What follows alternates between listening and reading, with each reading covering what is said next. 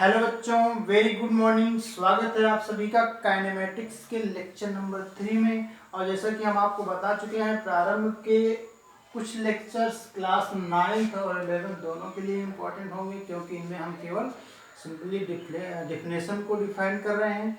तो आज के इस वीडियो में हम पढ़ने वाले हैं एक्सीलरेशन। तो हेडिंग बनाएंगे त्वरण। एक्सीलरेशन क्या होता है?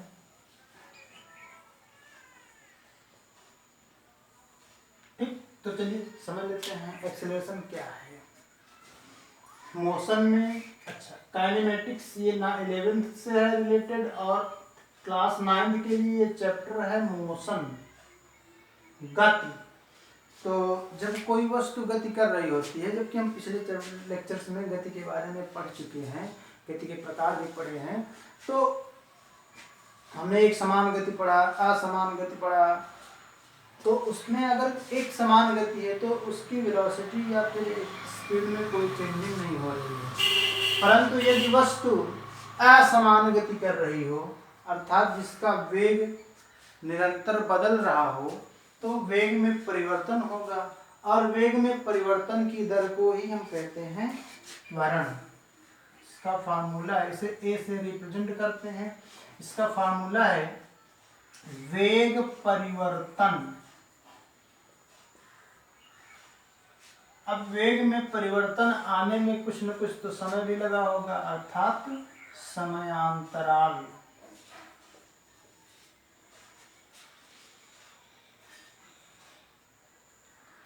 तो वेग परिवर्तन होगा प्रारंभिक वेग माइनस अंतिम वेग माइनस प्रारंभिक वेग, अंतिम वेग माइनस प्रारंभिक वेग और समयांतराल।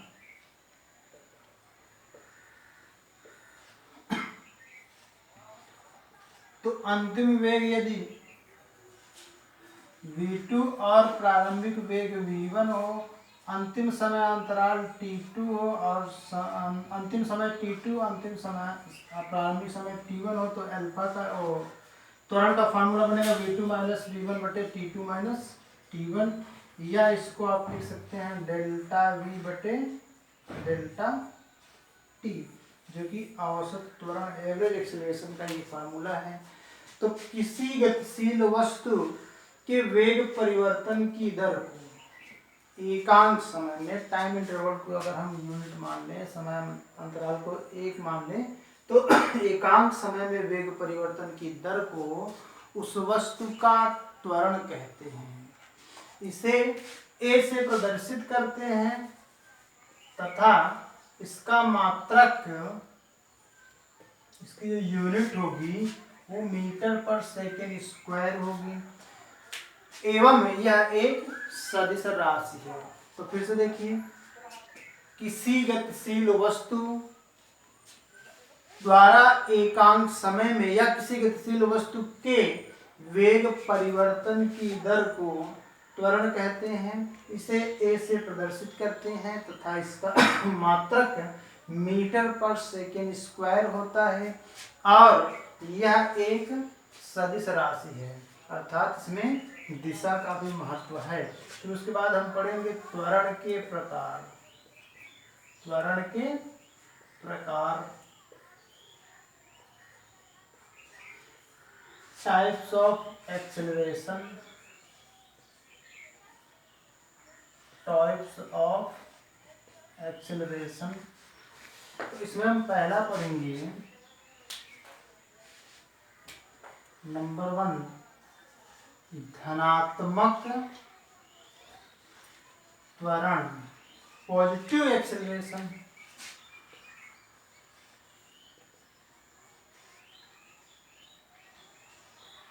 एक्सेलरेशन। नंबर 2 है ऋणात्मक त्वरण।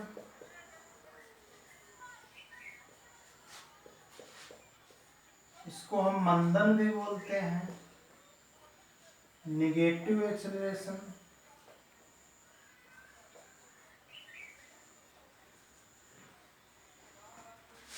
और लास्ट है शून्य त्वरण। Zero acceleration. तो चलिए बारी बारी समझ लेते हैं। कब वस्तु पॉजिटिव एक्सेलरेशन में होगी, कब वस्तु निगेटिव एक्सेलरेशन या मंदन में होगी, या कब वस्तु जीरो त्वरण से या शून्य त्वरण से गति कर रही होगी। तो देखिए इसका जो एवरेज फार्मूला है, हम एवरेज फार्मूले से ही सारी डिफिनेशन बना सकते हैं। Delta we upon delta T. Delta T time interval है जो कि कभी पॉजिटिव हो ही नहीं सकता। टाइम इंटरवल तो हमेशा क्षमा करते हैं, जो कभी निगेटिव हो ही नहीं सकता, क्योंकि टाइम इंटरवल सदैव पॉजिटिव होता है, समय अंतराल कभी निगेटिव नहीं होता। तो अब यहाँ निगेटिव आने के जो चांसेस हैं डेल्टा वी से हैं। डेल्टा वी निगेटिव हो सकता है, पॉजिटिव भी हो सकता है, और ये जीरो भी हो सकता है। ये डेल्टा वी पॉजिटिव कब होगा? यदि V1 ग्रेटर देन V2 हो, अंतिम वेग प्रारंभिक वेग से अधिक हो जाए, तो जो हम ये डिफरेंस निकालेंगे तो हमेशा ये हमें पॉजिटिव नंबर देगा, पहली केस। सेकेंड नंबर, यदि V1 लेस देन V2 हो, यदि प्रारंभिक वेग अधिक हो अंतिम वेग से, तो ये जो हम डिफरेंस निकालेंगे, अंतर निकालेंगे, वो एक निगेटिव नंबर आएगा। बड़ी छोटी संख्या अगर हम बड़ी संख्या घटाएंगे तो निगेटिव नंबर आएगा।